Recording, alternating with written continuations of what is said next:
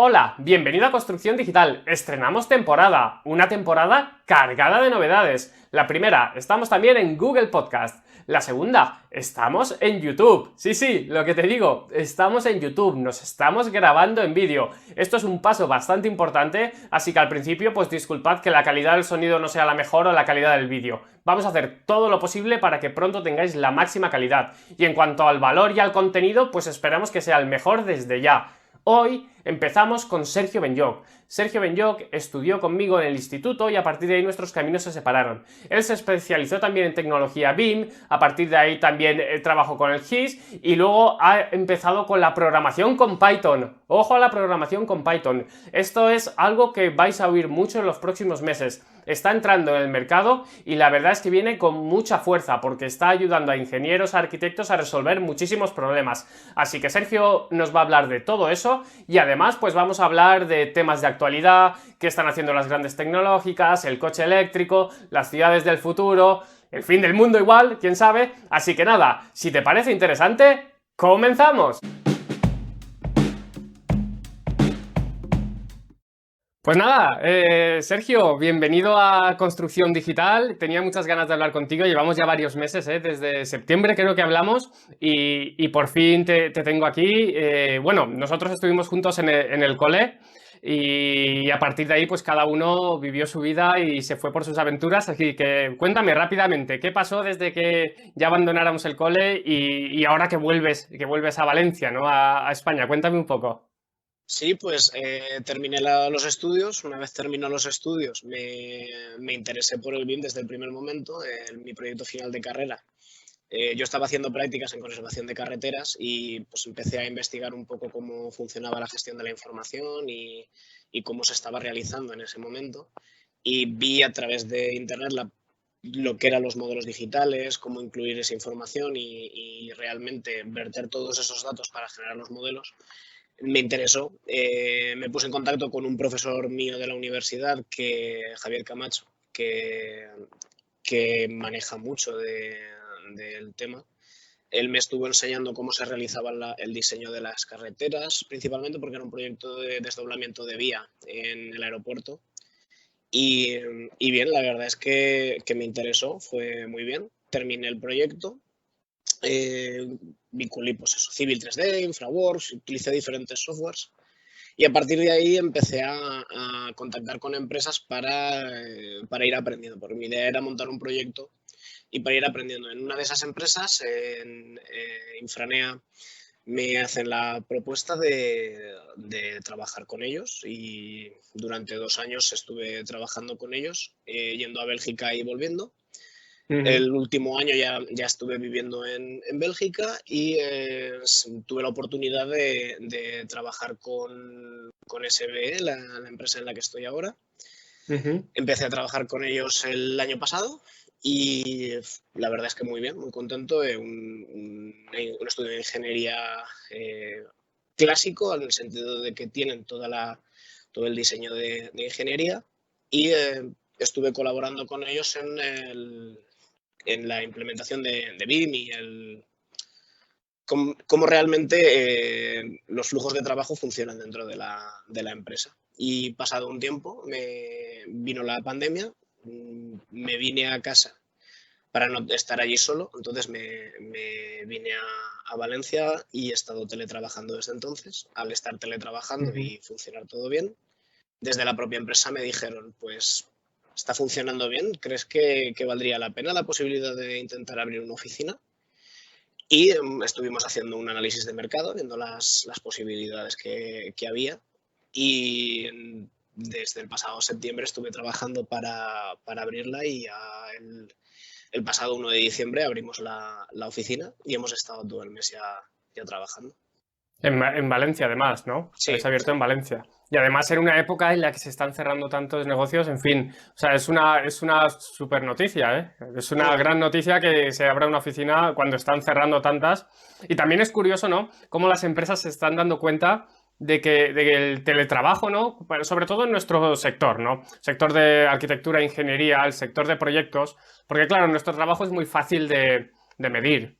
¿no? Tú tienes unas tareas que hacer, un proyecto que hacer, entonces es muy fácil de controlar el trabajo, porque no necesitas ninguna persona supervisando, simplemente tienes que cumplir con esas tareas, en ese sentido, ¿no? En el sentido de que, por supuesto, hay personas supervisando, pero que tienes una entrega, ¿no? Entonces tú tienes que cumplir con la entrega, ¿no? Y luego ya el cliente es el que, ¿no? Eso es un poco lo que os ha pasado a vosotros también, ¿no? Sí, era más bien existía la necesidad de perfiles formados en BIM, que a fin de cuentas no había una gran cantidad de ingenieros, entonces cuesta encontrar un perfil formado en un mercado con tanta demanda como Bélgica, porque hay muchas empresas que están buscando activamente perfiles como el nuestro.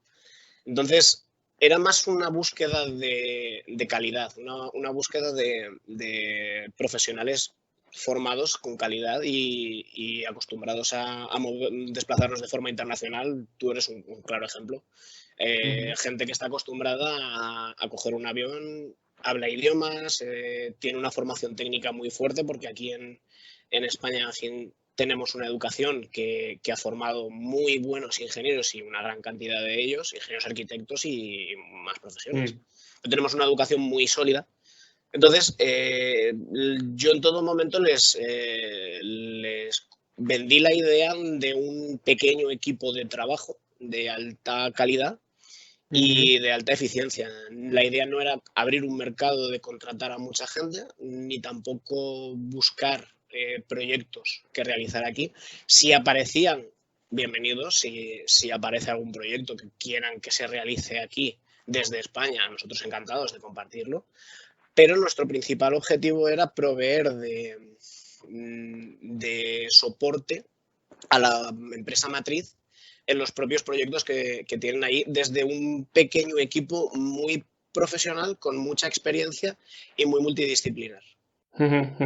Claro, claro, si es que además eso está pasando, nos pasó también en otra entrevista, que eso fue la anterior temporada con Juan Carlos también, que él estaba pasando exactamente lo mismo. Yo creo que se están dando cuenta ahora muchas empresas, ¿no? De todo este...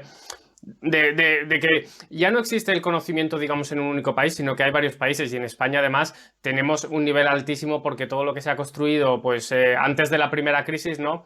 Nosotros, bueno, tú y yo somos lo que le llaman, yo he escuchado llamar la generación perdida, dicen, porque hemos pasado 2 crisis ya desde que empezamos nuestra vida profesional, hemos pasado 2 crisis, ¿eh? Cuando las anteriores generaciones no habían pasado ni siquiera una crisis, ¿no? O relativamente pequeña, ¿no? Pero bueno, en España se construyó tantísimo, ¿no? Y en España se hizo tanta construcción que, claro, toda la formación que se ha seguido manteniendo en el sector de la ingeniería y de la arquitectura ha sido altísima, ¿no? Eso es un poco lo que... No más que la generación perdida, yo creo que somos la generación que hemos tenido que aprender a ser lo que hiciera falta. Entonces, somos una generación con las herramientas preparadas para enfrentarnos a lo que sea, y nos han venido 2 huracanes. Claro, al final hemos aprendido a surfear huracanes, como aquel que dice. Hemos tenido que aprender a innovarnos, a reinventarnos continuamente. Y yo creo que, aunque hay mucha gente que está teniendo problemas para gestionarlo, también hay mucha gente que hemos tenido la gran suerte de encontrar una forma de vivir de lo que hemos estudiado y de lo que nos apasiona. Yo me considero afortunado en ese sentido. Claro, claro, no, yo decía lo de generación perdida, no que lo digo yo. O sea, no, No, he puesto mi no. palabra en ese sentido. Sí, estoy de acuerdo contigo. Además, muchos hemos tenido que salir, hemos aprendido idiomas, hemos aprendido otras culturas, que siempre eso te enriquece, ¿no? Es que se aprenden tantas cosas saliendo fuera que eso antes no lo tenían que hacer. Entonces nos ha forzado a muchos a tener que explorar, ¿no? Y luego ya, pues los que estáis ya de matrícula de honor son los que ahora podéis volver a España, y además os traéis con vosotros incluso negocios, ¿no? Que puedan crearse en España. Entonces esos ya son los de matrícula de honor. Somos más que los de matrícula de honor, es cuando estás haciendo un examen y tienes la suerte de que te has estudiado justo esa asignatura. Yo me considero muy afortunado porque puedo volver a mi hogar, a fin de cuentas, porque Valencia es mi hogar. Entonces me siento afortunado. Más allá de que sí, el trabajo lo he realizado, porque sí, si no haces el trabajo, evidentemente la oportunidad no se genera. Pero se tiene que generar, y tienes que estar en el momento oportuno, en la situación oportuna, para poder aprovechar el disparo. Claro, claro. Cuéntame, venga, ¿qué es lo que vosotros hacéis? ¿A qué os dedicáis en la oficina? ¿Qué es eso que estás despuntando ahora, ¿no? Porque me comentabas, ¿no? Que vosotros os dedicáis a trabajar con tecnología BIM, con GIS, ¿no? Entonces, bueno, empecemos por el principio. ¿Qué es para ti el BIM de una manera muy breve? Porque lo hemos hablado mucho en el podcast, ¿no? ¿Qué sería para ti? Es una herramienta, a fin de cuentas es la forma de modelizar y fabricar información, porque a fin de cuentas es el building information, es crear información para abastecer la obra ya una vez el proyecto se pone en marcha y se empieza a construir. Tú estás generando información que vas a proveer a los constructores.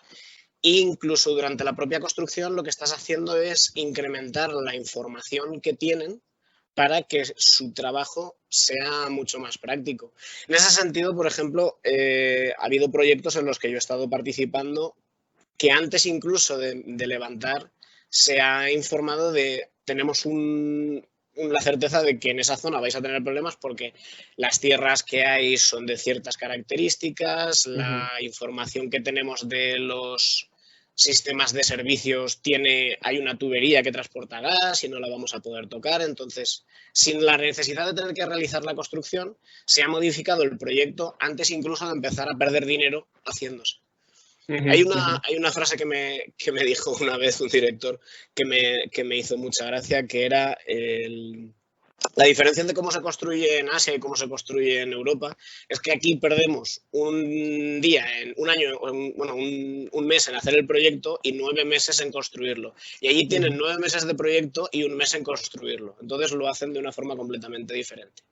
Lo hacen al revés, ¿no? Le dedican más a la planificación y a la previsión. Bueno, eso sería discutible con la manera de trabajar que tienen ahora en Estados Unidos, sobre todo las compañías informáticas, que están cambiando un poco la historia, pero bueno, eso lo vamos a dejar por un poco más adelante. Cuéntame, ¿qué es esto del GIS? O del GIS, no sé cómo lo decimos, porque esto Es para mí la, es... Dime, es la dime. información, sí, GIS, es la información georreferenciada. A fin de cuentas es muy parecido a lo que hace BIM realmente, porque es proveer de información con la única diferencia de que está georreferenciado. Es coger un mapa virtual, coger la información que durante... Yo no soy experto en GIS, la verdad, yo siempre he sido usuario los datos producidos por la información, pero realmente yo no entiendo cómo funciona a un nivel detallado interno. Entonces es un elemento que me provee de información en un mapa con unas coordenadas norte-este y en Ujú. base a esas coordenadas yo obtengo información de lo que estoy recibiendo, de preexistencias de proyectos en la zona. Zonas protegidas, ese tipo de cosas. Entonces podríamos entender, voy a intentar hacer un poco esa definición explicándosela a mi hija de 3 años, que bueno, que va a ser un poco difícil que lo entienda, pero el GIS sería a los mapas lo que el BIM sería un poco a la edificación, ¿no? ¿Podemos Sí, entenderlo? es una forma de verlo, sí, sí. Es un mapa interactivo. Es un mapa Ujú, que puedes seleccionar la información que quieres que te dé. ujú, ujú, ujú. Bueno, va, pues cuéntame, ¿y cómo utilizáis vosotros el GIS? ¿Cómo lo trabajáis vosotros en la oficina? Si lo Pues podéis tenemos contar un poco. un departamento de GIS que ya lleva tiempo trabajando en el cruce de esos datos y en esa información y tienen un servidor al que nosotros nos podemos conectar Ujú, desde los propios modelos. Nosotros podemos, con el login del usuario, nos conectamos a través de la IP del servidor y descargamos directamente la información. ujú, ujú. Lo utilizamos para verter datos geométricos desde Civil 3D, Infraworks, Grasshopper, para Dynamo para descargar datos directamente y en base a eso tú puedes regenerar los elementos que están almacenados. Es Porque convertir al... una información Ujú. plana en una información BIM. Porque al final lo que el software os da igual, ¿no? El software realmente puede ser cualquier tipo de software, lo que pasa es que, bueno, no da igual porque tendréis compatibilidad en función de la programación, etcétera, ¿no? Pero me refiero que el software en sí no es lo importante, sino lo relevante es cómo se comparte esa información, ¿no? O cómo se mantiene en esa base de datos y cómo se distribuye, ¿no? Es una herramienta. A fin de cuentas, el software es una herramienta muy importante, es un carácter muy importante porque todos los sistemas que ya están establecidos dentro de los software te dan las herramientas para poder realizar tu tarea. Pero yo soy de la política de que BIM realmente es lo que hace un ingeniero con una libreta y ordenando la información. Está detallando el sistema de construcción y está detallando cada uno de los elementos que componen los modelos, cómo van a funcionar. Si bien es cierto que tiene la limitación de que es un papel y no lo puede transmitir de esa manera. Esa información decodificada y ordenada, al ser vertida dentro del software, te permite crear información nueva y cruzar esa información para generar cosas nuevas. Por ejemplo, tú puedes definir en horizontal y en vertical la geometría de una carretera y la sección. Entonces, tú lo puedes incluso en un papel dibujarlo y esquematizarlo, que es lo que hasta el momento se ha estado haciendo. Ahora yo solo cojo, genero el modelo en Civil 3D, por ejemplo, y ese modelo yo le defino ciertas características en base a la interconexión de esos ejes en horizontal y en vertical y esas secciones, aparte de la frecuencia a la que lo coloco. Con esa información yo extraigo los datos que me están generando a través del data mining de ese propio modelo y ahí yo puedo irme a cualquier otro software para generar esa información, generando elementos nativos de un nuevo programa. Y en base a ese nuevo programa, por ejemplo, Revit, y en base a ese nuevo programa en el que ya he generado esa geometría proveniente de la definición geométrica, le voy a hacer modificaciones de cortes, le voy a hacer análisis de cálculo estructural, voy a armarlo, voy a hacerle análisis de presiones de aguas, ese tipo de actividades que me permiten obtener información que luego voy a tener disponible cuando esté realizando mis tareas. Comenta un poco qué es esto del data mining, porque está en todos los sitios, ¿no? Al final vivimos rodeados de información y en la construcción en nuestro sector también lo que está pasando ahora con la digitalización, ¿no? Lo que estamos haciendo es aportar mucha información. ¿Dónde entra el data mining o en qué nos ayuda el data mining a convertir esa información en datos ordenados y luego en unos datos que digamos que están exportados o esquematizados de una manera que podemos tomar decisiones, ¿no? ¿En qué nos ayuda el data mining a todo esto? Por ponerte un ejemplo que vaya a entender gente de nuestra edad, me recuerda mucho al Minecraft. Hay un montón de cubos, que cada uno de los cubos tiene unas características y a ti lo que te interesa es encontrar diamantes. Te interesa encontrar un elemento que verdaderamente puedes utilizar. Ya sea qué tipo de hormigón tengo que utilizar, ya sea cuánto me va a costar si utilizo esta alternativa. A fin de cuentas, lo que yo quiero es, en todo ese mar de información, nubes de puntos, definición geométrica, listas de precios. Yo lo que necesito es un dato en concreto, cada vez. Porque yo lo que necesito es, esto va a darme problemas, esto va a romper, si lo construyo así se va a hundir.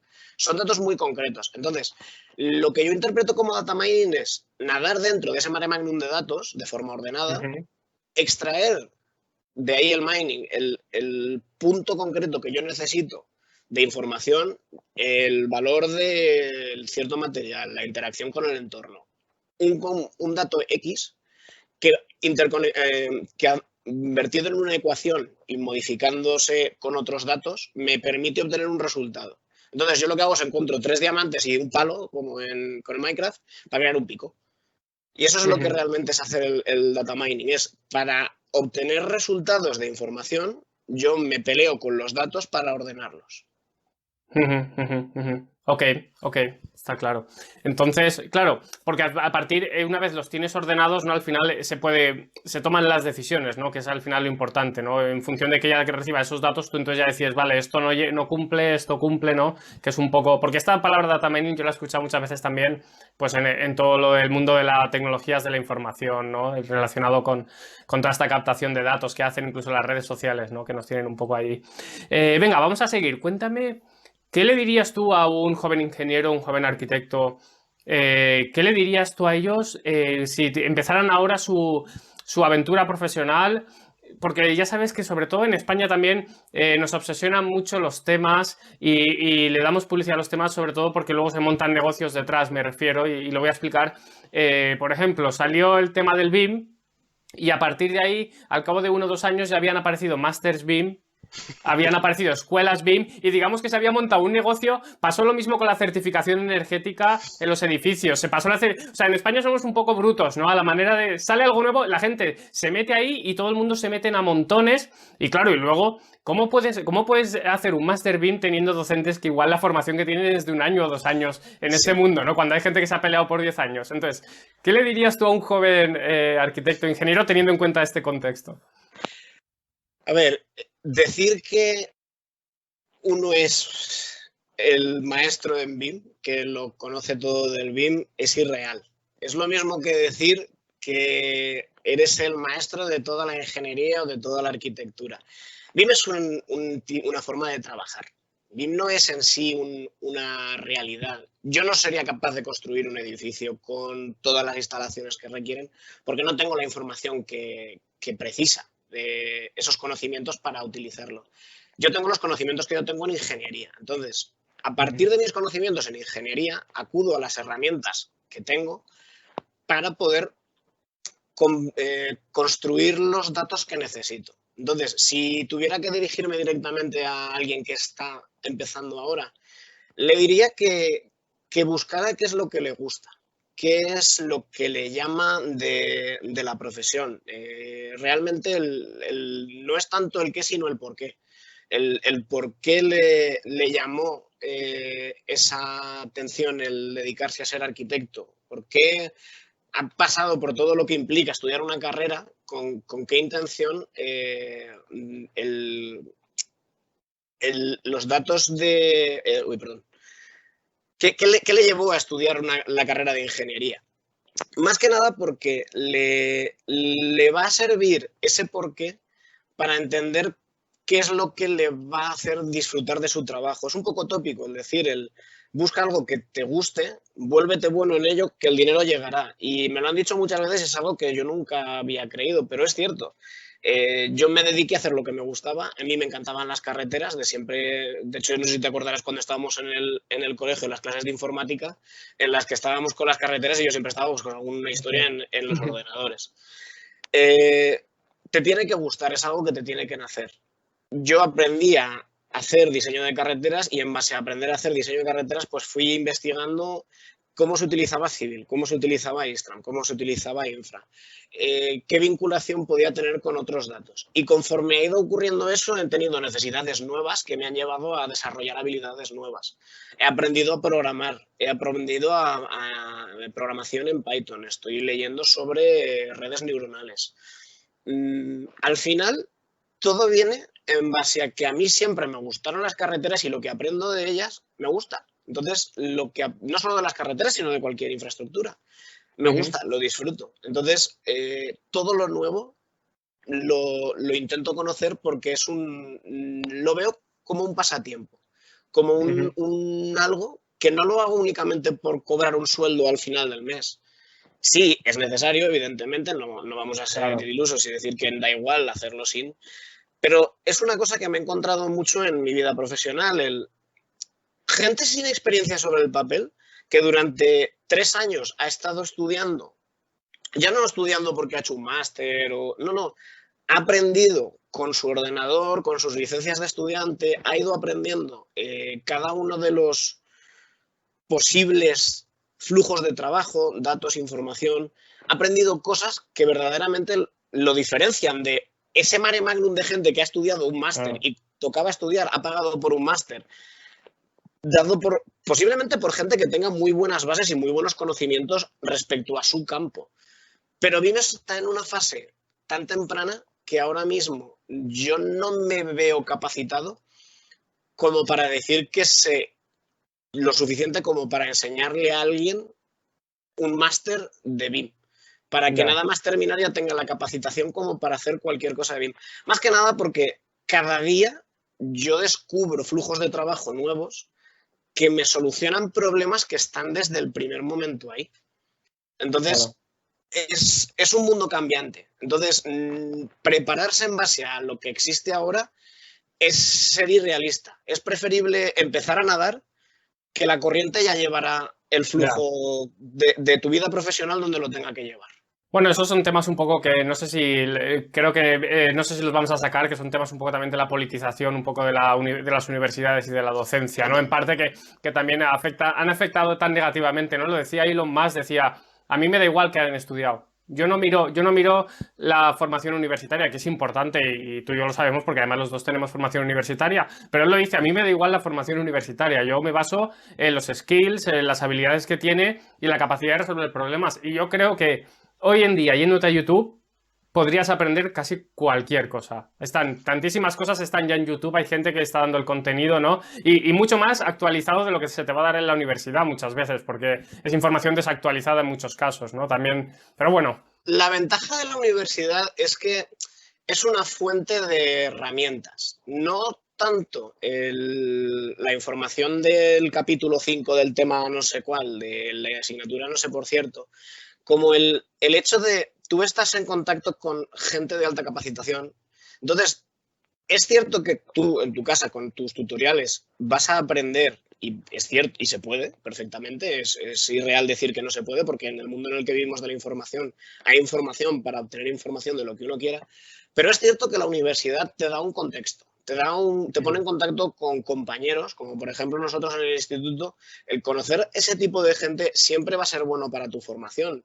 Va a ser siempre bueno el tener compañeros que han estudiado contigo, que han tenido una formación, que han tenido una apertura mental similar a la tuya. Entonces te han puesto en un contexto en el que tú realmente sí que puedes aprender todo eso por tu cuenta, pero también aprender de otros siempre acelera el proceso.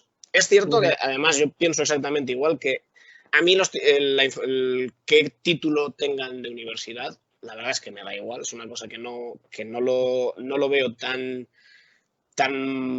limitante. Sin embargo, sí que es cierto de que cuando encuentras gente que viene de la universidad, tienen unas capacidades y tienen unos intereses que alguien que no ha estado no los ha tenido. Sin embargo, me he encontrado gente, de hecho, uno de los chicos con los que trabajo, no tiene formación de ingeniero y tiene unas capacidades de conocimiento de la ingeniería, claro, conseguido a través de 10 La años de experiencia, experiencia profesional. claro. Pero él ha hecho por obtener esa información. A fin de cuentas, tus capacidades las tienes que sacar de alguna manera. Hay caminos que ya están asfaltados, que para eso está la universidad, y luego está Internet, que es a cruzacampo. Pero bueno, a cruzacampo, yendo por Bueno, de sitios que no campo, están se sí, llegan a a sitios que nivel no. de informática sí que está muy avanzado, ¿no? En el mundo de la ingeniería no. En el mundo de la ingeniería tienes razón, ¿no? Que tenemos, pues hay docentes, ¿no? Profesores que llevan tantos años en el sector que claro, es que eso es difícil de encontrar en otro lado, pero bueno, en el mundo de la informática sí que es verdad que es un poquito más diferente, ¿no? Es todo muy nuevo, ¿no? Entonces Es eso, cierto. Sobre todo con temas tan cambiantes y tan vivos, porque a fin de cuentas la informática, la programación, incluso la matemática, sin ir más lejos, estamos en un punto de la evolución tecnológica que estamos descubriendo cada día llaves nuevas que nos permiten abrir puertas que antes eran impensables. Sin ir más lejos ahora con el tema de las videollamadas, la capacidad de poder tener una reunión cara a cara con una persona que está en la otra punta del mundo. Y es una llave potentísima. Entonces, son tan cambiantes que hay que aprender a estar en un punto, porque hay que aprender a saltar al agua, pero lo más importante no es cómo saltas al agua, sino cuando estás nadando. Entonces tienes claro. que. Y para eso solo se puede hacer nadando. Claro, claro, al final es un poco la experiencia, ¿no? Trabajando y metiéndote a hacerlo, ¿no? Y practicando al final, porque al final si haces un curso y te quedas solo en el curso, yo eso lo decía, ¿no? Cuando hacía los cursos, si te quedas solo en el curso, pues no aprendes nada, a las 2 semanas se te va. Entonces hay que ponerse enfrente del problema y decir, vale, estoy totalmente perdido, ¿no? No sé por dónde tirar. Escúchame, hablando de problemas y temas interesantes, para ingenieros y arquitectos, has mencionado Python. Hay muchos ingenieros o arquitectos que les podría interesar ir por esa ruta. Yo conozco a alguno que se ha metido por esa ruta. Yo estoy ahora yéndome igual hacia otra ruta, un poco más, pues ya me veis aquí. Pero ¿cómo lo deberían hacer? ¿Qué le dirías tú a una persona que diga, me interesa, soy arquitecto e ingeniero, pero tengo ese gusanillo de la informática que vamos, casi todos, creo que la siguiente generación lo van a tener todos ya? ¿Qué deberían hacer? ¿Cuál es el primer paso para empezar con Python? No saber. Y me explico. Mucha gente me lo dice, quiero aprender, me gustaría, pero es que como no sé nada, no empiezo. Y mi respuesta va a ser siempre la misma. No sepas, está bien no saber. De hecho, te recomiendo que cojas, busques información. Puedes buscar información para empezar. Yo empecé con Dynamo. Yo empecé con la necesidad que tenía en Revit de obtener información de civil. Y empecé con Dynamo a lo basiquito, pues hacer un círculo, hacer una línea, hacer un cuadrado. Empiezas a entender cómo se estructura la realidad de una línea. A fin de cuentas es dos puntos y esos dos puntos están compuestos por una X, una Y y una Z. Pero Entonces de dónde lo sacaste? ¿De dónde lo sacaste la información? los, ¿Te compraste algún libro? ¿Lo viste en internet? no, en ese sentido busqué en internet. De hecho, Ujú, busqué en internet y hubo muchísimo de prueba-error. A mí me gusta mucho aprender por mi cuenta. ujú. Yo cojo muchas veces mi ordenador y pruebo cosas porque me interesa. Le pregunté a mi tutor en la universidad, que Javier me ayudó muchísimo. Le pregunté a compañeros que tenían experiencia.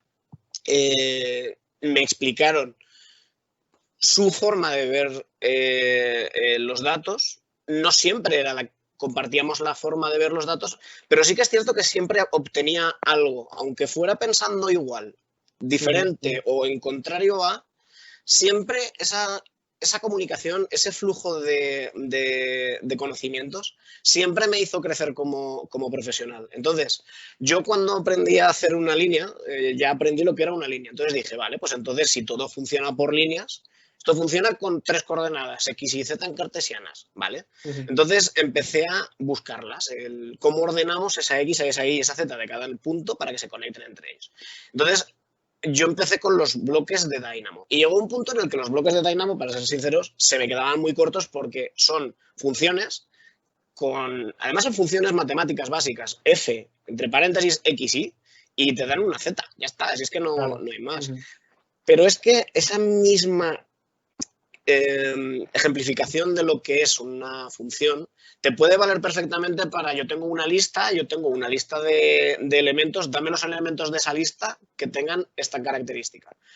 Entonces es una función que es una caja negra que entra información y sale una información modificada. Al comprender eso, yo dije, bueno, pues necesito más cajas, necesito más llaves para tener unas cajas diferentes.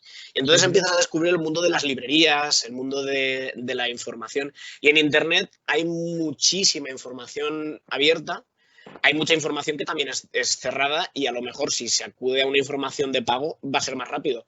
Pero también es más limitada porque vas a conseguir llegar a muchísimos sitios, pero es lo que hablábamos antes de seguir un camino pavimentado o seguir un campo a través.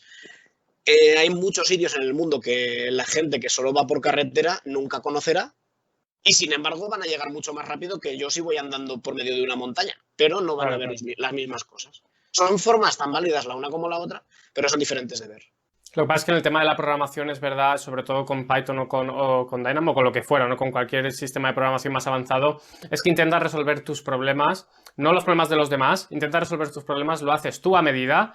Y aún no existe tantísima información, hay muchísima información en Internet a nivel genérico, pero no para resolver tus propios problemas. Entonces, igual coges un poquito de este, un poquito del otro, que es lo que comentabas tú, y así vas montando la solución a tu problema, ¿no? Que al final es un poco ese juego, ¿no? Que a mí también me gusta, ¿no? Ese Es mundo como de... un Lego, ahí es como un Lego, ahí vas cogiendo piezas de un lado, de otro, vas mezclando, pues ahora me hace falta un mecano y con el mecano te construyes otra cosa. Entonces son como ir cogiendo cada una de las diferentes piezas que necesitas para construir la solución a tu problema, ya sea el que sea, puede ser cualquiera.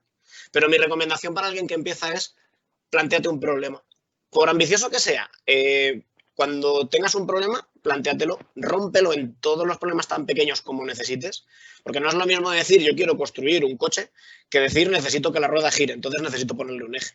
Entonces, descompón todo el problema lo máximo que puedas y una vez ya tengas el problema descompuesto en los más pequeñitos, resuélvelos uno a uno. Y ve descubriendo que cada vez que resuelves uno, esa solución, la llave inglesa puede utilizarse para la rueda y a lo mejor para la biela.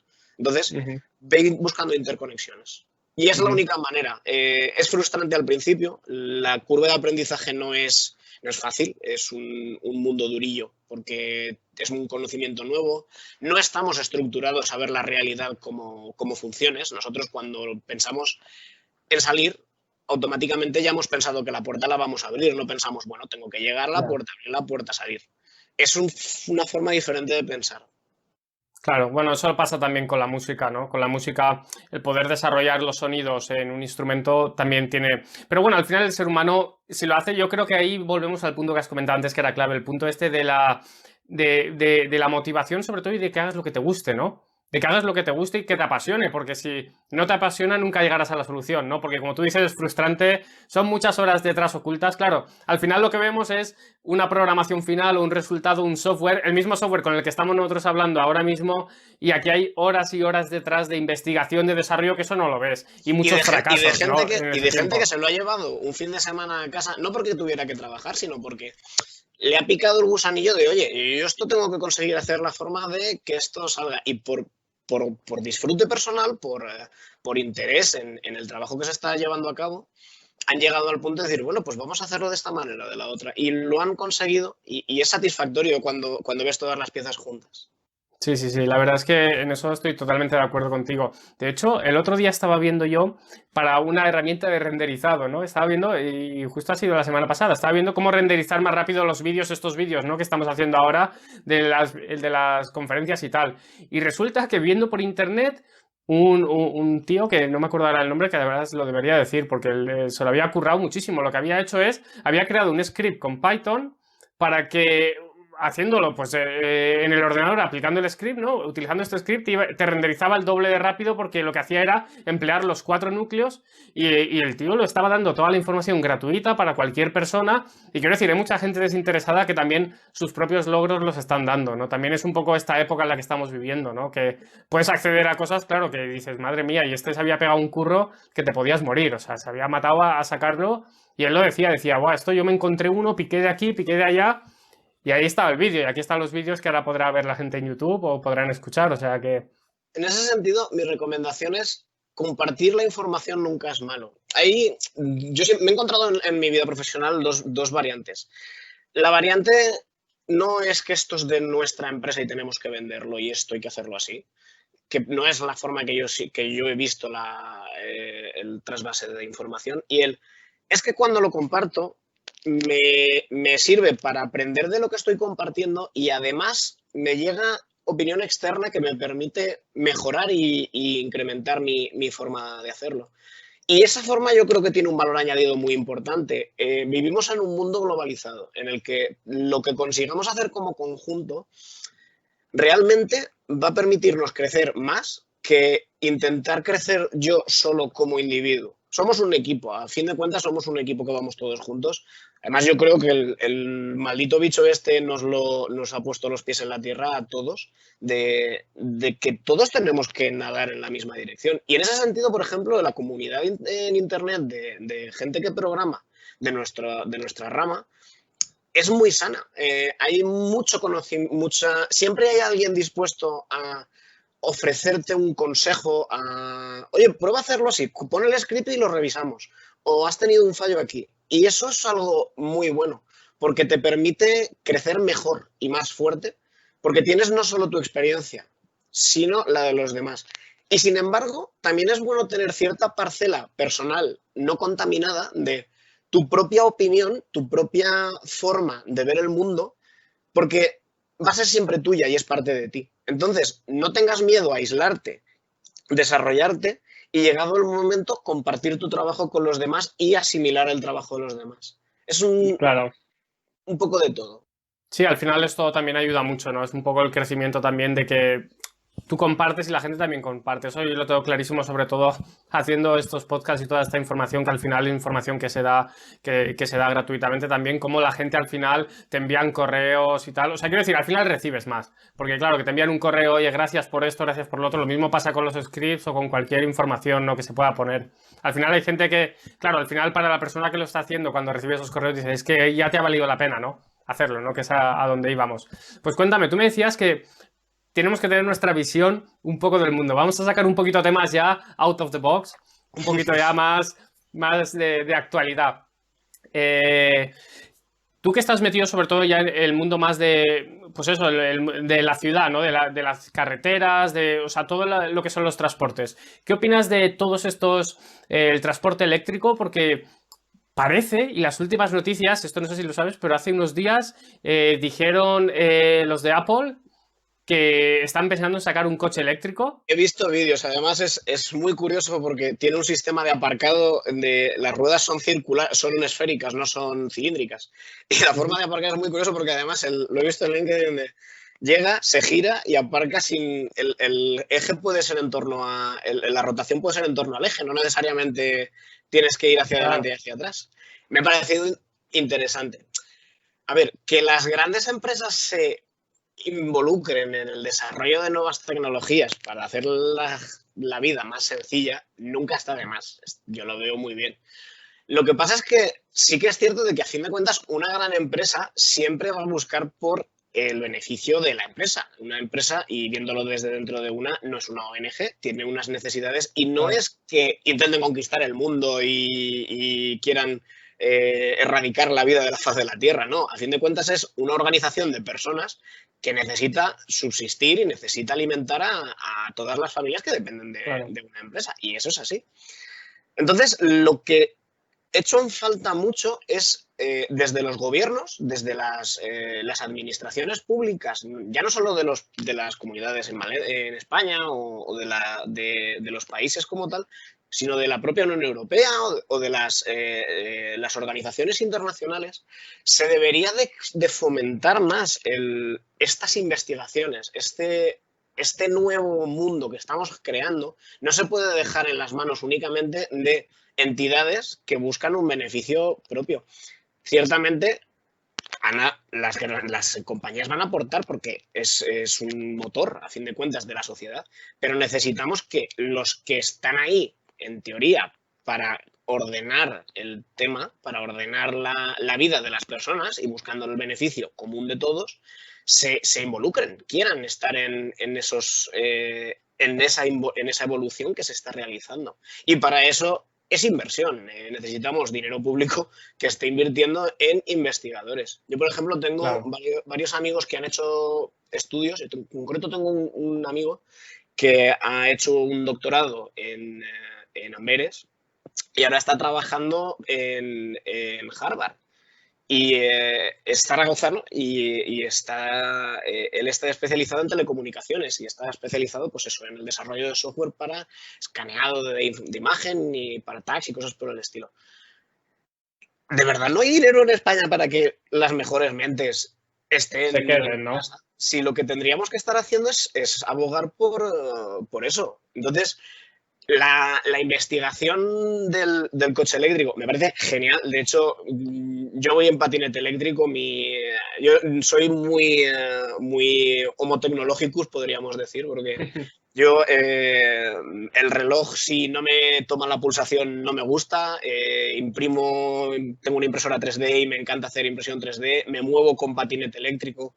Yo creo que la tecnología, bien coordinada y de una forma ética, puede, puede proveer de herramientas muy sanas a la sociedad para que vivamos bien y vivamos mejor. Y a fin de cuentas, la ética detrás de todo esto realmente no es la ética de los elementos en sí. Un script, no, estuve escuchando en la radio una entrevista hace cosa de un año que me gustó mucho de la ética en los sistemas numéricos que se Ujú. utilizaban para determinar pues desde si un preso debería o no de salir después de haber cumplido condena a través de un análisis de parámetros.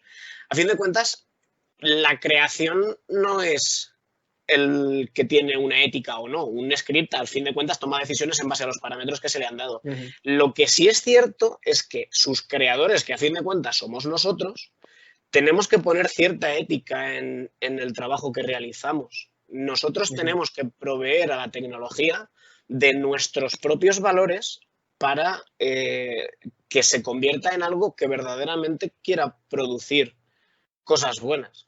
A mí, en ese sentido, yo soy muy fan de la ciencia ficción y cosas por el estilo. De hecho, no sé si has jugado al Cyberpunk. No, no he jugado. Bueno, ¿Y que, sabes que creo que es una producción polaca? sí, sí, Cyberpunk el nuevo, es es de polaca. CD Projekt. De hecho, han hecho juegos muy buenos, hicieron el The Witcher 3 y este. Bueno, es que aquí en Y, Polonia con la informática están a saco, vamos. y me llama, pero sobre todo de ese juego me llama mucho la atención los problemas éticos que plantea. Es un mundo futurista, dentro de 70 años, en el que las corporaciones han desarrollado tanta tecnología que han absorbido el globo, o sea, han absorbido el mundo. Y tú ves como la tecnología, hay cosas que algún día llegaremos a ello, implantes en el propio cuerpo que evalúan tu estado mental, tus niveles de endorfina. Ya están en ello, ya están en el Neurolink de Elon Musk, lo presentó hace 4 meses, creo. Que ya se implantaba en Exacto. los animales. Ujú.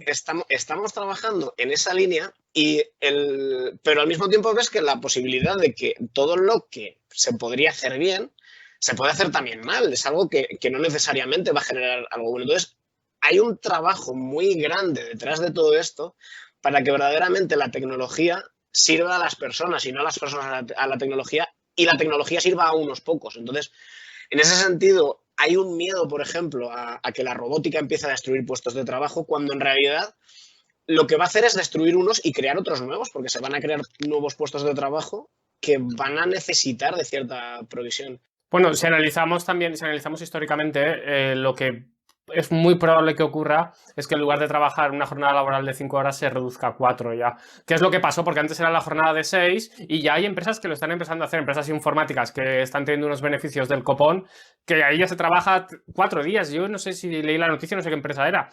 Y yo creo que eso va a empezar a pasar. Quizá el ser humano no se tenga que dedicar tanto a esas actividades, ¿no? ¿Cómo lo ves tú eso?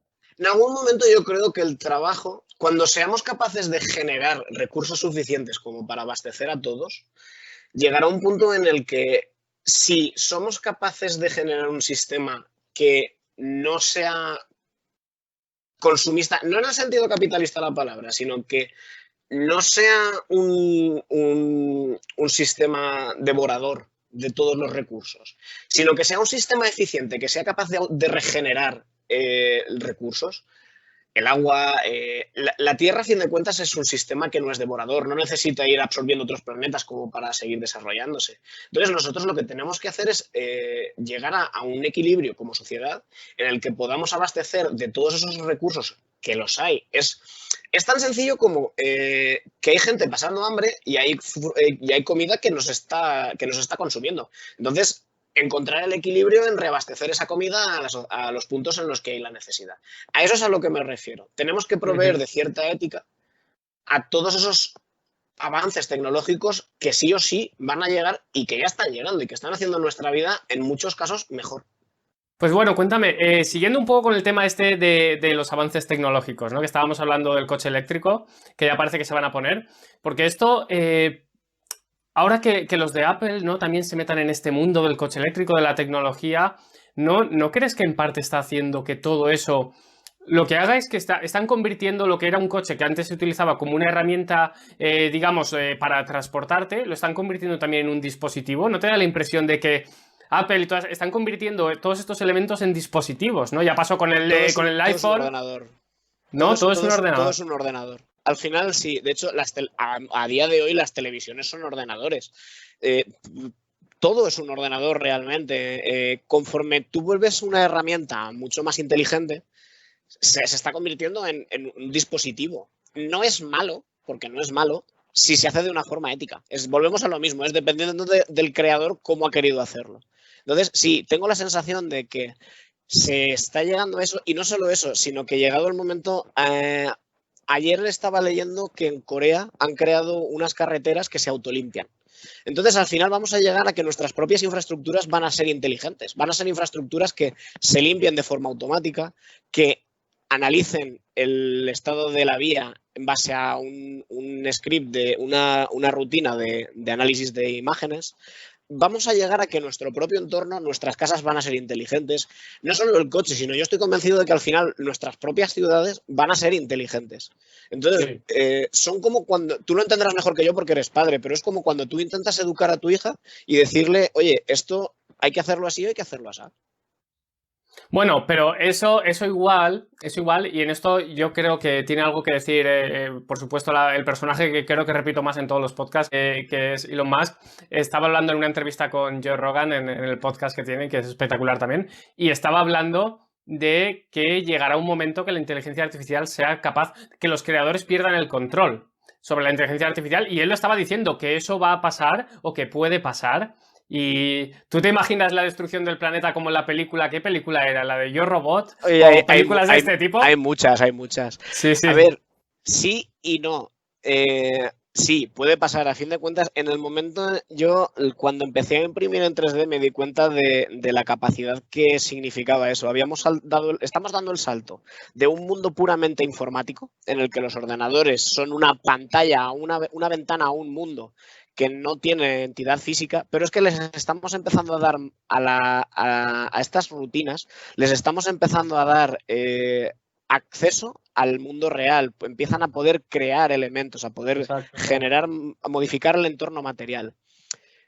Yo estoy convencido de que pueden pasar dos cosas. O exactamente igual que las personas podemos generar el caos, porque podemos generar el caos, como es algo que nosotros estamos creando, va a poder generar el caos. Ahí es donde tiene que entrar una visión ética de la tecnología. Ahí es donde lo que tenemos que hacer es dotar de los valores que tenemos a la tecnología, de que en algún momento va a tener que tomar decisiones, pero cuando llegue su madurez tendrá que tomar esas decisiones. Lo que tenemos que hacer es ser lo bastante coherentes, éticos y responsables de entender que en algún momento esa tecnología va a tener que ayudarnos a subsistir y ser una relación simbiótica. Entonces, lo que tenemos que hacer es verter una ética responsable en la tecnología. De hecho, yo creo que en algún momento no, ahora mismo la filosofía como tal es una de las carreras más demandadas por este tipo de empresas, desde Apple o Tesla. Se está empezando a solicitar este tipo de perfil ético para dar una concepción a el ente que estamos creando, porque a fin de cuentas es algo que estamos creando nosotros. El futuro, porque probablemente no estemos hablando de 5 días, estamos hablando de que hasta dentro de 50 años dudo mucho que haya una inteligencia artificial que sea capaz de tomar una decisión por sí misma. Además, estoy convencido porque no es... Bueno, al menos con todo el aprendizaje que un ser humano tiene. Hoy en día pueden tomar decisiones, pero no tienen el machine learning, ¿no? El machine learning es el aprendizaje aún, ¿no? Pero Hay que introducir todo ese aprendizaje. No solo el machine learning, yo por lo que he estado leyendo, estamos en una fase todavía muy temprana. El machine learning a esas rutinas tú las puedes dotar de cierto aprendizaje, pero dudo mucho que tardemos tan poco tiempo en dotarlas de consciencia, de una entidad propia. Entonces, al saber lo que cuesta programar algo, el nivel de complejidad que tiene que un sistema se empiece a autorreproducir es alto. Incluso los propios virus que generan, que son los organismos... Además, es un paralelismo con la realidad muy sencillo. Lo primero que se creó que se podía autorreplicar eran virus.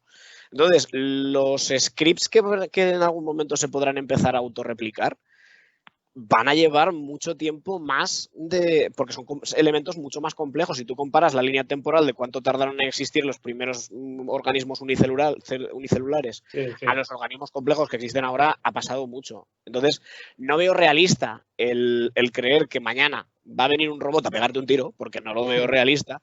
Pero esperemos, yo tampoco. Esperemos que todavía no tome el control las máquinas, pero me refiero... Bueno, Will Smith sigue vivo, o sea, que Will Smith, si no le llamamos, sí que nos echa un cable. Pero ya está un poco mayor, entonces no va a ir igual. No, pero es cierto. Entonces, yo lo que creo que tenemos que hacer es dotar a nuestras herramientas, como se ha hecho siempre, de un mango. Tú cuando creas una sierra te preocupas de que no corte la parte de la mano. Entonces, lo que estamos haciendo son herramientas. Pensemos cómo queremos hacer esas herramientas y enseñemos a esas herramientas cómo tienen que comportarse. Tú me has comentado algo que a mí, la verdad es que no me ha inspirado mucha confianza sobre lo que me comentabas tú. Es decir, no que estuviera en contra, sino que lo estaba escuchando y estaba yo diciendo, madre mía, porque estabas haciendo una comparación entre los organismos celulares, ¿no? Los organismos que venimos todos nosotros, los organismos vivos, intentando hacer una comparación con lo que está ocurriendo con la tecnología, ¿no?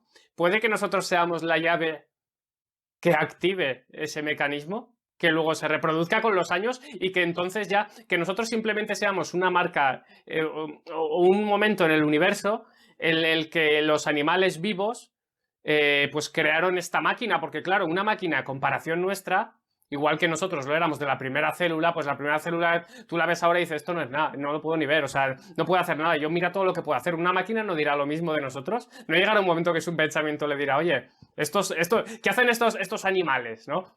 No, porque realmente, si lo piensas, seguimos estando dentro de un entorno. Esto es como asimilar que las especies se atacan entre ellas porque sí. El único animal que ataca a las especies porque sí es el ser humano.